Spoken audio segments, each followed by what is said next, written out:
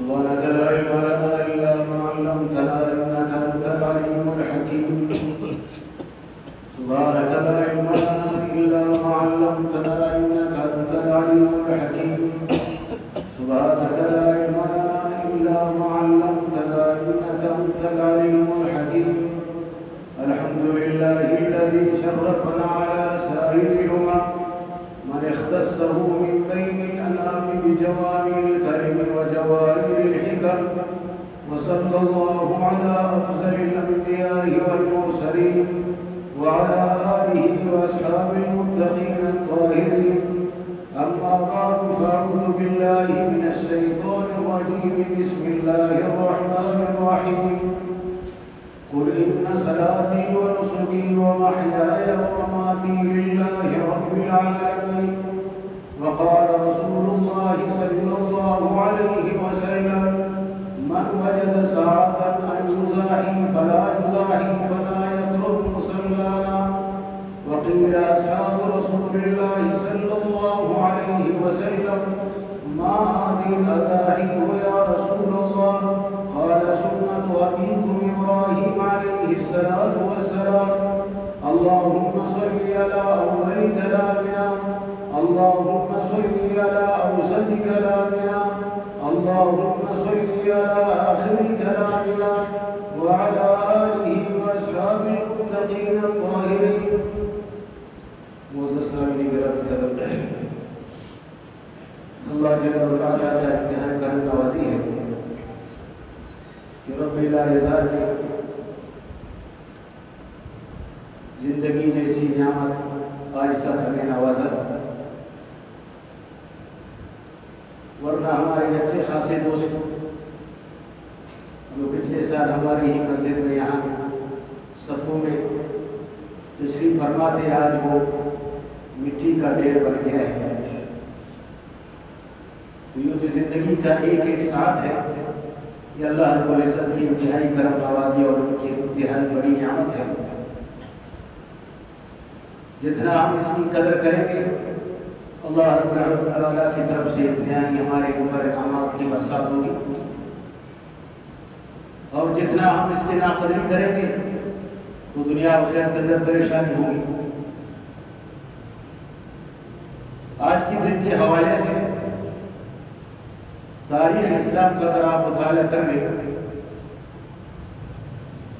یہ قربانی ابراہیم علیہ السلام کی وقت سے نہیں بلکہ حضرت آدم علیہ السلام کی وقت سے لے کر آج تک یہ سلسلہ اللہ رب العزت چلا رہے ہیں سب سے پہلے جو قربانی شروع ہوا آدم علیہ السلام کی دور اقدس سے کہ جب اللہ رب العزت نے آدم علیہ السلام کو انعامات سے نوازا ان کی دعائیں قبول ہو گئی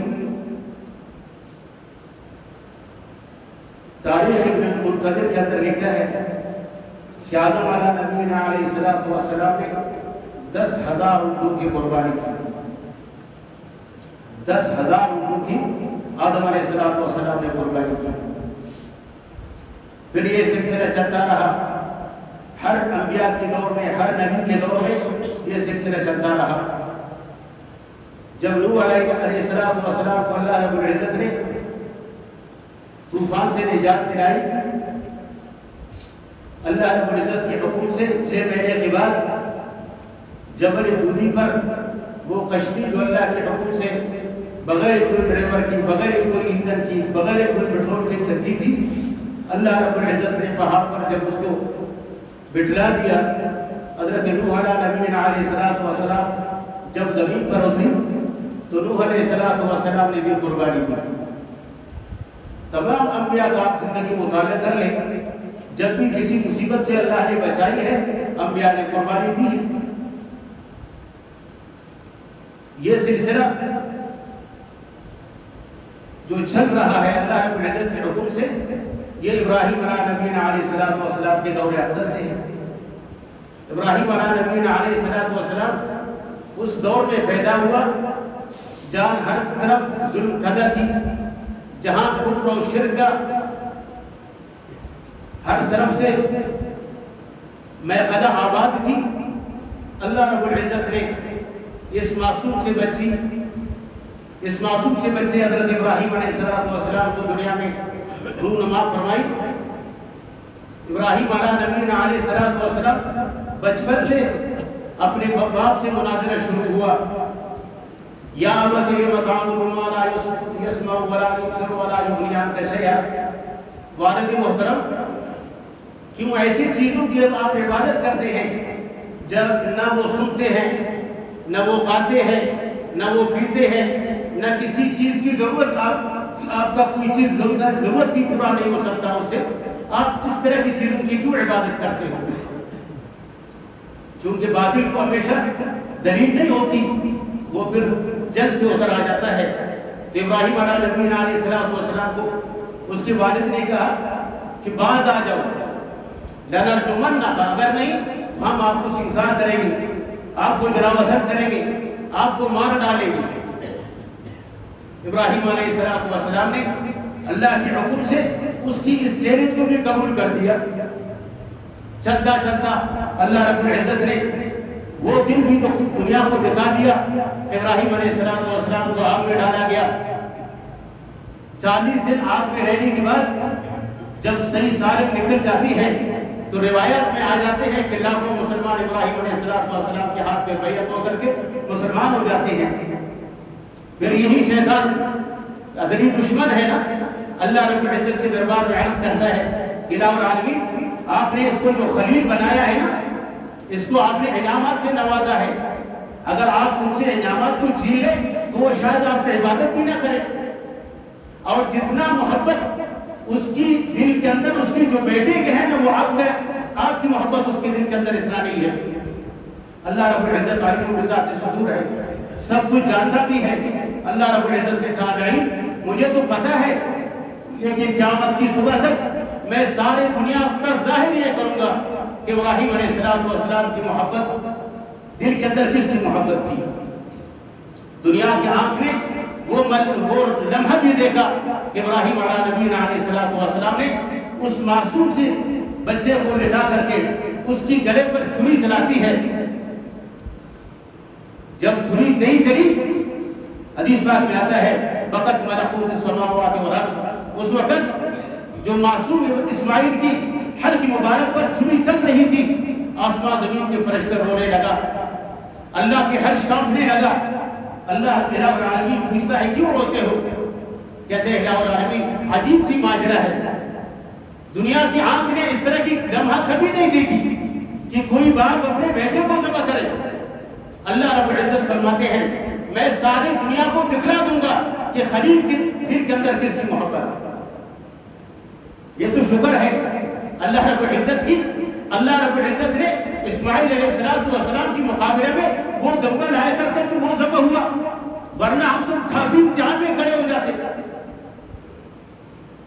आखिर दुनिया की आंख ने वो मंजर भी देखी कि हज़रत हाजिर अलैहिस्सलाम को उस वैरान सी जगह जहां न पानी है, जहां न घास है, न रोटी का इंतजाम है, कुछ भी नहीं।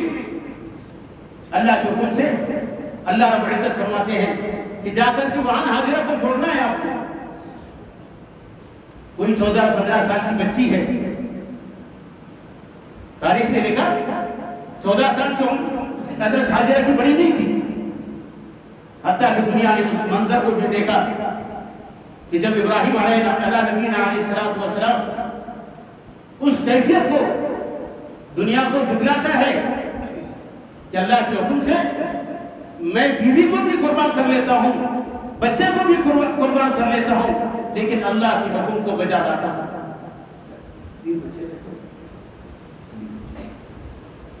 तो अर्ज करने का मकसद ये है, अर्ज करने का मकसद ये है कि आज का जो दिन है अल्लाह के यहाँ बड़े मकाम है। आज के दिन के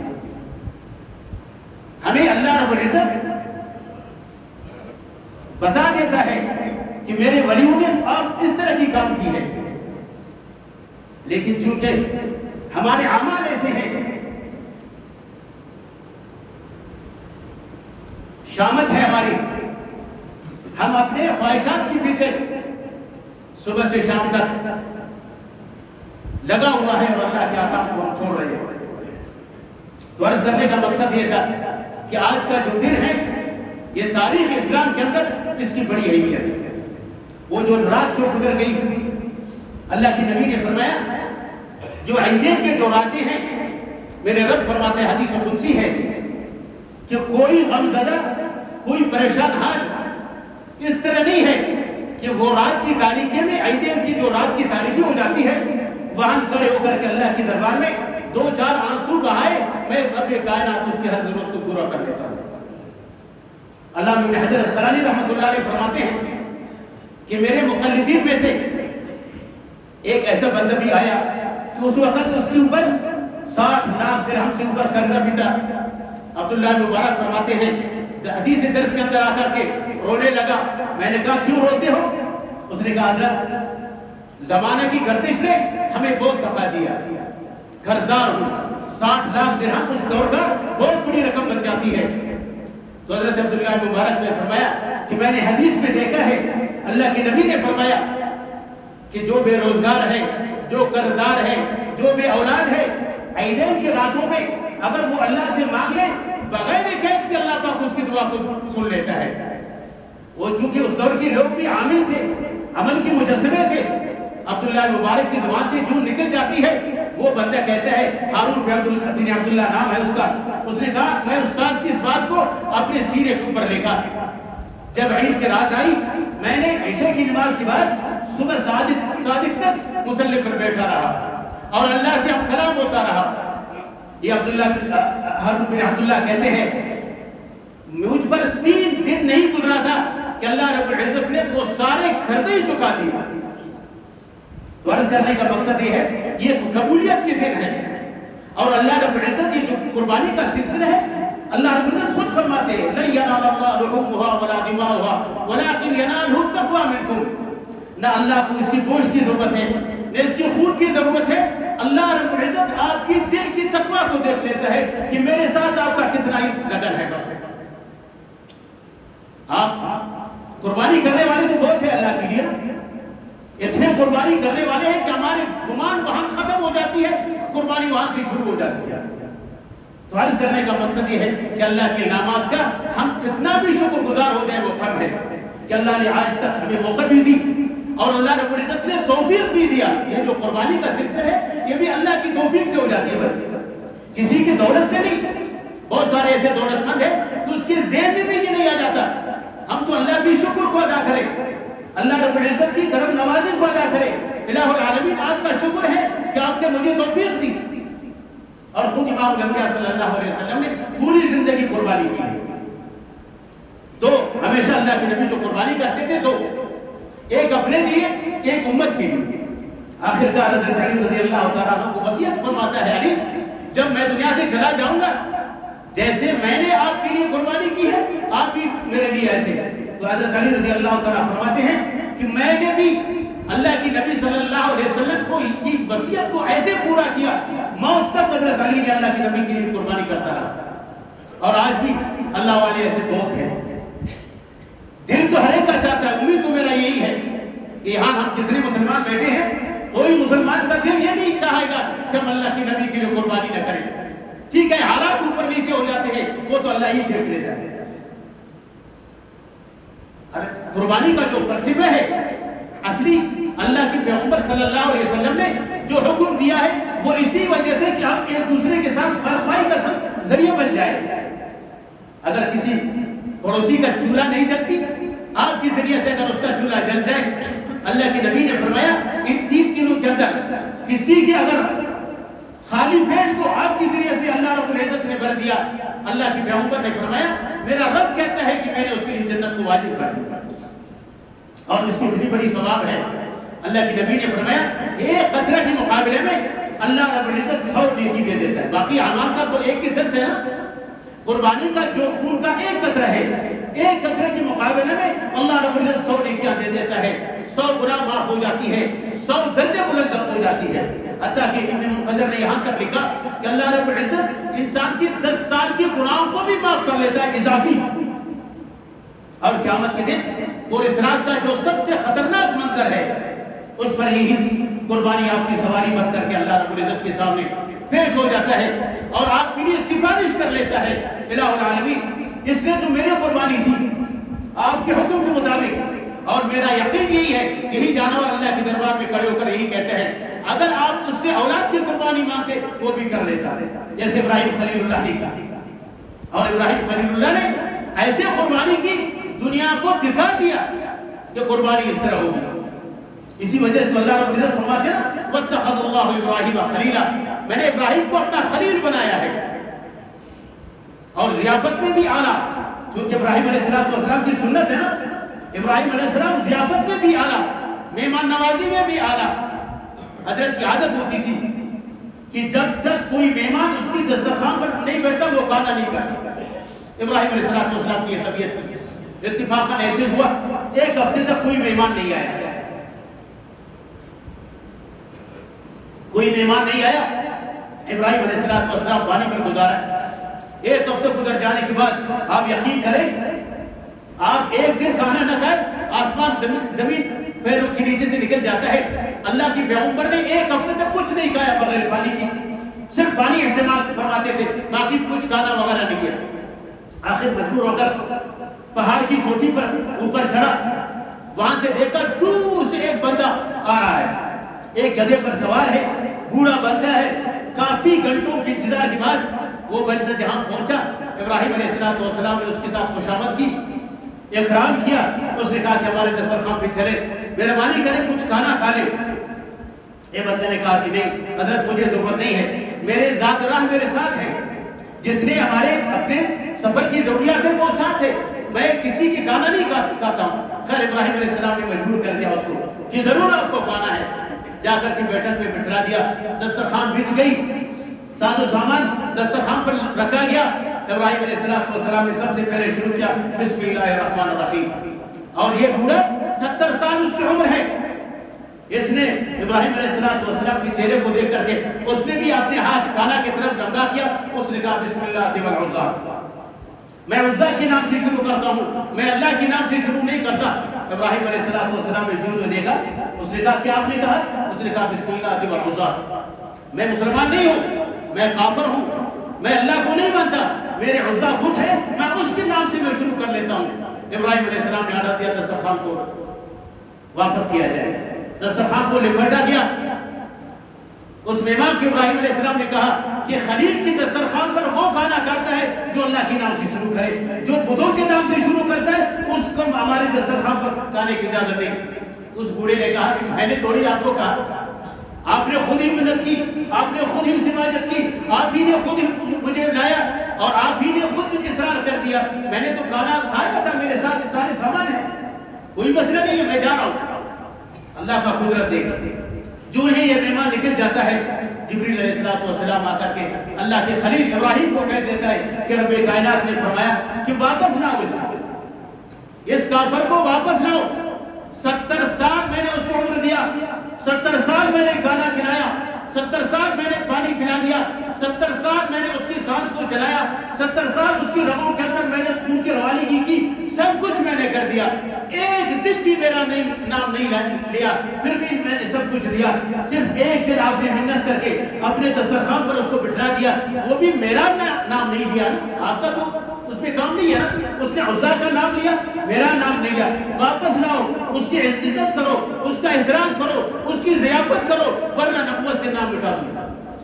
کیسے قریب ذات ہے وہاں سے اگر دیکھا جائے جب آگ میں اس کو پھینکا جاتا ہے تو وقت ملکوت السماوات والارض آسمان کی فرشتے روتے ہیں جنت و جہنم روتا ہے اللہ کی عرش روتا ہے فرشتے روتے ہیں سمندر کے اندر مچھلیاں روتی ہے اور وہاں بے نہایتی کا عالم دیکھے ایک کافر کے لیے اللہ رب العزت اپنے خلیل کو کہتے ہیں واپس کرو دسترخوان پہ بٹھاؤ اس کا اکرام کرو ورنہ نبوت سے نام مٹا دو ابراہیم علیہ السلام جا کر کے منت کر لیتا ہے کیا مہربانی کرے واپس آ جائے اس نے کہا میں ضرورت نہیں ہے اس طرح کی مہمانی کی میرے بے عزتی ہو چکی ہے روایت میں آتا ہے ابراہیم علیہ السلام نے اس کی آنکھوں کو لے کر اس کے ہاتھوں کو لے کر اپنی آنکھوں پہ رکھا بہت منت کی حتیٰ کہ جولی بھی بچھا دی واپس آ جائے ورنہ رب کائنات ناراض ہوگا کیسا کریم ذات ہے، کسی کی پرواہ نہیں اس کو. واپس آ کر کے ابراہیم علیہ السلام کی دسترخوان سے کھانا کھا لیتا ہے، رخصت کر لیتا ہے. اللہ رب العزت جبریل علیہ السلام کو بھیج دیتا ہے، خلیل آپ کیسے ناانصافی کر رہے ہو؟ اس نے 70 سال گزارا، 70 سال گزارنے کے باوجود ایک دن بھی میرا نام نہیں لیا، میں نے سب کچھ دے دیا.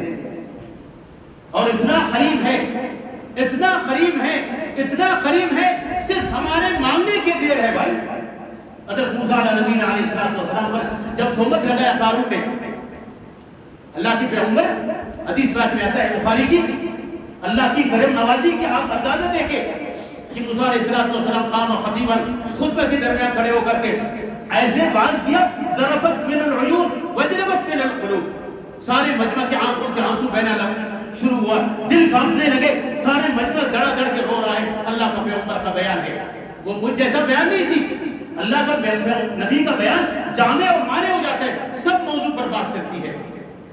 جب موسیٰ علیہ السلام نے زنا کی بات لائی، تورات کے اندر بھی یہ حکم ہے. اللہ کے نبی نے فرمایا موسیٰ علیہ السلام نے، جو بندہ زنا کر لیتا ہے، اگر مرد ہے اللہ رب العزت اس کی شرمگاہ کو اس کے پیشانی پر لگا کر سارے دنیا کے سامنے قیامت کے دن اس کو رسوا کر لیتا ہے. اگر عورت ہے اللہ بھی اس کو اس طرح رسوا کر لیتا ہے، وہ بدبودار چیزیں اس کی پیشانی سے بہ جاتے ہیں. جب یہ حکم بیان کر دیا، قارون کھڑے ہو کر کے موسیٰ علیہ السلام کو کہتا ہے اگر آپ نے زنا کیا پھر؟ موسیٰ علیہ السلام فرماتے ہیں، اور مجمع کتنا ہے پتہ ہے آپ کو؟ 10 لاکھ کا مجمع ہے. موسیٰ علیہ السلام خطاب فرما رہے ہیں. موسیٰ علیہ السلام کہتے ہیں اگر میں نے ایک تو یہ ہے کہ میں معصوم ہوں، اللہ نے انبیاء کو معصوم قرار دیا ہے، وہ گناہ نہیں کرتے، گناہ کا بالکل شائبہ نہیں ہوتے پیغمبر سے. اور صحابہ کرام مغفور ہے، صحابہ کی جماعت اللہ نے چن لیا ہے، اللہ نے اس کو مغفور بنا دیا ہے. غلطیاں ہو چکی ہیں، اللہ نے مٹا دیا. اور انبیاء معصوم ہے، نبی گناہ کی بالکل ذہن میں گناہ کا شائبہ بھی نہیں آتا نبی. موسیٰ علیہ السلام قارون کو کہتے ہیں کہ میں معصوم ہوں، میں نبی ہوں، اللہ نے مجھے نبوت کی خلت سے نوازا ہے، مجھ سے زنا نہیں ہو سکتا. پھر قارون کہتے ہیں اگر ہو بھی جائے، موسیٰ علیہ السلام کہتے ہیں اگر مجھ سے زنا ہو میرا بھی یہ سزا ہے، قیامت کے دن اللہ کے سامنے مجھے بھی اس طرح حاضر کیا جاتا ہے. موسیٰ علیہ السلام کہتا ہے فلان عورت کہتی ہے کہ موسیٰ علیہ السلام نے میرے ساتھ زنا کیا. اللہ اکبر. آپ اندازہ لگائیں 10 لاکھ کا مجمع، اللہ کا پاک پیغمبر موسیٰ کلیم اللہ اللہ کے دربار میں منبر سے اٹھ کر کے اللہ کے دربار میں سجدہ ریز ہو جاتا ہے. کہتے ہیں الہ العالمین میرے بے عزتی ہوا ہے، نبوت کی بے عزتی ہوئی ہے، آپ میرے عزت کو بچا دے. اللہ پاک جبریل کو بھیج دیتا ہے کہ جا کر کے موسیٰ کو کہہ دے علیہ السلام کہ زمین میرے حکم میں ہے، آج جو کہو گا وہی زمین وہی کرے گا. موسیٰ علیہ السلام منبر پر جلوہ افروز ہو کر کے قارون سے کہتے ہیں توبہ کرتے ہو کہ نہیں؟ اس نے کہا نہیں، اس بات پر میں ڈٹا ہوا ہوں کہ آپ نے فلان عورت سے زنا کی ہے.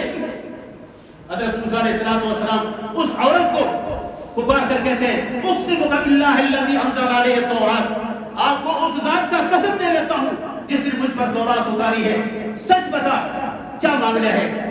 اللہ رب العزت اس زانی عورت کی زبان سے نکل جاتی ہے موسیٰ آپ نے زنا نہیں کیا، قارون نے مجھے 1000 سونے کا تشت دیا ہے کہ موسیٰ علیہ السلام کو رسوا کرتا.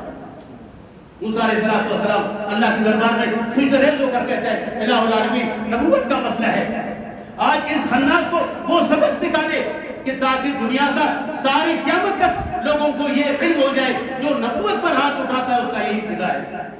اللہ رب العزت جبریل علیہ السلام کو بھیج دیتا ہے کہ موسیٰ کو کہہ دو زمین میرے حکم میں ہے، آج جو کہو گا وہی کرے گا. موسیٰ علیہ السلام منبر پر جلوہ افروز ہو کر کے قارون کو کہتے ہیں کیا خیال ہے؟ پھر مجمع سے خطاب کر کے کہتا ہے کون قارون کی طرف کھڑا ہو جاتا ہے؟ ایک جمع غفیر لاکھوں کے انسان قارون کی طرف چلے جاتے ہیں. اللہ کا پیغمبر زمین کو خطاب کر کے کہتا ہے یا ارض خضی ہے، زمین پکڑ اس کو، گھٹنوں تک دس جاتا ہے. پھر قارون آواز لگاتا ہے چونکہ چچازاد ہے نا اور عام بندہ بھی نہیں ہے قارون، پتہ ہے آپ کو تورات کا حافظ ہے. موسیٰ علیہ السلام کی بات بنی اسرائیل میں سب سے بڑا عالم ہے، ایسے عام بندہ نہیں ہے. تو موسیٰ علیہ السلام جب اس کو کہہ لیتا ہے کہ جب قارون زمین میں گھٹنوں تک دس جاتا ہے تو سارے قوم توبہ توبہ کر کے ایک سائڈ پہ ہو جاتا ہے. ابھی قارون پکار لیتا ہے کہ مجھے توبہ ہے. موسیٰ علیہ السلام نے کہا ابھی توبہ کا دروازہ بند. 70 مرتبہ پکارا موسیٰ علیہ السلام کو. بس میں نے جگ مارا ہے, میں نے نبوت پر ہاتھ اٹھائی ہے, اللہ کی نافرمانی کی ہے, بس کرے حضرت بس کرے. قارون موسیٰ علیہ السلام کہتے ہیں بس نہیں ہے. پورا زمین میں دس جاتا ہے, اس کی دولت دس جاتی ہے. جب یہ ماجرا ختم ہو جاتی ہے موسیٰ علیہ السلام بیان کو بھی ختم کر لیتا ہے. جب واپس ہو جاتے ہیں جبریل علیہ السلام آ جاتا ہے. میرا مقصد ہے کہ کتنا قریب رب ہے, کتنے ہماری دعاؤں کو سن لیتا ہے, ہم تو کتنا اس سے دور ہے. اللہ رب العزت فرماتے ہیں کہ جا میرے موسیٰ کو کہہ دے, آپ کا چچا زاد تھا, آپ کی اپنے رشتہ دار ہے, تورات کا حافظ تھا, آپ کی بات سب سے بڑا عالم بھی ہے. 70 مرتبہ اس نے پکارا, آپ نے معاف نہیں کی. بے عزتی و جلالی والکرمی, مجھے میرے عزت کی قسم, میرے کبریائی کی قسم, مجھے میرے جلال کی قسم, اگر یہ بدبخت ایک بار کہتا اللہ مجھے معاف کرے میں معاف کرتا. کہتے موسیٰ علیہ السلام نے پھر سجدہ پر گرا, کہتے الہ العالمین میں مخلوق ہوں, آپ خالق ہیں. مخلوق اور خالق میں بڑا فرق ہے. تو عرض کرنے کا مقصد یہ ہے کہ آج کی یہ قبولیت کی ساعت ہے بھائی, قبولیت کی ساعت ہے. اللہ تعالیٰ جس کو بھی توفیق دے دے. قربانی ایک ایسی عمل ہے, ایک ایسی عمل ہے, ایک ایسی عمل ہے, سارے اعمال سے اللہ کو یہ پسند. یہاں تک علماء فرماتے ہیں اگر کسی مسجد کی ضرورت ہے وہ شہر والے مل کر کہہ دے کہ بھئی حضرت ہم یہاں مسجد بناتے ہیں, قربانی نہیں کرتے. شریعت کا مسئلہ یہ ہے کہ یہ غلط کرتے ہیں, اپنا قربانی کر لے, مسجد کی ضرورت نہیں ہے, مسجد بعد میں ہے, قربانی پہلے. اور یہ ایسے عمل ہے, اور یہ ایسے عمل ہے کہ یہ ڈائریکٹ حدیث پاک میں نے رات کو دیکھا, ابن حجر اسقلانی نے فتح الباری کے اندر حدیث لائی ہے کہ قیامت جب قربانی ہو جاتا ہے اسی وقت جب آپ نے قربانی کو آپ ذبح کر لیتے ہیں, اس کی زمین پر اس کے خون کا قطرہ گر جاتا ہے, اللہ کے سامنے فرشتے کھڑے ہو کر کے آپ کی سفارش کر لیتے ہیں, الہ العالمین فلانا فلانے کے بیٹے نے سب کچھ اپنا پیچھے کر دیا آپ کی نام کے لیے, آپ کے حکم کے لیے, اب اس نے قربانی کر دی, آپ مہربانی کریں اس کو بخش دے. رب کائنات فرماتے ہیں میں اس فرشتے کی سفارش کو رد نہیں کرتا, پھر میں اس کو کہتا ہوں آپ گواہ رہے, میں نے اس کے سارے پچھلے آگے سارے گناہ معاف کر دیے. بڑی سعادت ہے, بڑی سعادت ہے. اپنی طرف سے قربانی کر لے, والدین کی طرف سے قربانی کر لے. اگر اللہ نے جس کو توفیق دی ہے جناب رسول اللہ صلی اللہ علیہ وسلم کی طرف سے قربانی کر. اور اللہ کے نبی نے رات کو میں نے حدیث دیکھا, رحمت دو عالم صلی اللہ علیہ وسلم نے فرمایا جو میری امت میرے لیے قربانی کر لیتا ہے, جو میری امت میرے لیے قربانی کر لیتا ہے. جبریل علیہ السلام سردار ملائکہ, آسمان زمین کی فرشتوں کا سردار ہے, قرآن کی لانے کا ذریعہ ہے, اللہ کے یہاں سب سارے فرشتوں سے مقبول ترین فرشتہ ہے, وہ اللہ کے سامنے کھڑے ہو جاتے ہیں. باقی قربانی اور فرشتہ, باقی قربانی کا جو سلسلہ میں نے کہا نا, اور فرشتے اللہ کے سامنے کیا کرتے ہیں, سفارش کرتے ہیں. جو اللہ کی نبی کے لیے آپ قربانی کرتے ہو ڈائریکٹ جبریل علیہ السلام اللہ کے دربار میں کھڑے ہو کر صد آداب دو زانو ہو کر اللہ کے دربار میں سجدہ کر لیتا ہے. اللہ رب العزت عالم الغیب ہے, کہتے ہیں جبریل کیوں سر اٹھاتے نہیں ہو, کہتا ہے الہ العالمین آپ کو پتہ ہے فیض آباد کی شان سے فلانی نے آپ کی محبوب کے نام پر آپ اس نے قربانی دی ہے, آپ کی جلال کی مجھے قسم جب تک آپ اس کی بخشش کا فیصلہ نہیں کرو گے میں اپنا سر اوپر نہیں کروں گا. سبحان اللہ. حدیث پاک میں آتا ہے اللہ رب العزت فرماتے ہیں کہ مجھے کوئی پرواہ نہیں ہے, آپ سر اٹھائے میں اس کی ثواب کو اپنے محبوب کے منہ تک پہنچاتی ہوں. بڑی سعادت, بڑی سعادت ہے. اللہ جس کو بھی توفیق دے دے بڑی سعادت ہے. اور یہ ایسا عمل ہے اس میں کسی کی نام نبود نہیں ہے, ڈائریکٹ اللہ کی طرف سے. جیسے قرآن کریم فرماتے ہیں نا قل ان صلاتی ونسکی ومحیای ومماتی للہ رب العالمین, ہمارے زندگی اور موت, ہمارے قربانیاں, ہمارے صدقات سارے آپ ہی کے لیے ہیں. تو عرض کرنے کا مقصد یہ ہے کہ اس میں اخلاص بھی ہونا چاہیے, الہ العالمین آپ کے لیے ہے. اسی وجہ سے اللہ فرماتے ہیں کہ جو اجتماعی قربانی ہوتی ہے گائے وغیرہ کی, سارے صدقہ جتنے بھی ہیں وہ اپنے نیت کو صاف کریں. اگر ان میں سے صرف ایک کا نیت یہ ہوا کہ بھئی اچھا خاصا تو گوشت مل جاتی ہے نا, تو سارے شرکاء کی قربانی نہیں ہوگی. اسی وجہ سے علماء فرماتے ہیں کہ تقوی یہ ہے کہ ہر ایک کا علیحدہ قربانی ہو, کہ تاکہ دوسروں کا خراب نہ ہو. اللہ رب العزت اخلاص نصیب کر لے, اللہ قبولیت سے نوازے, اللہ ریا اور سمعہ سے اللہ بچا لے. ایسے نہ ہو کہ قربانی ہم کر لیں دولت بھی گیا، سب کچھ بھی گیا اور اللہ کے دربار میں قبولیت نہیں ہوئی. یہ سب سے مشکل مسئلہ ہے اور سب سے سخت مسئلہ بھی یہی ہے. تو عرض کرنے کا مقصد یہ ہے کہ آج کے دن کو اللہ کے ہاں بڑی قدر ہے اور اس کی اور انہی دنوں کی جو خاص عمل ہے اس کو ایام تشریق کہا جاتا ہے. ہر نماز کے بعد اللہ اکبر لا الہ الا اللہ اللہ اکبر وللہ. اور صحابہ کرام کیا کرتے تھے؟ حضرت ابو ہریرہ رضی اللہ تعالیٰ کا یہ عمل تھا. یہ ایام تشریق کے ایام مدینہ منورہ کی بازار میں جا کر کے زور زور سے یہ کلمات ہمیشہ صبح سے شام تک دہراتے تھے. اللہ اکبر ایک تو نماز کے اندر ہے نا، وہ تو واجب عمل ہے.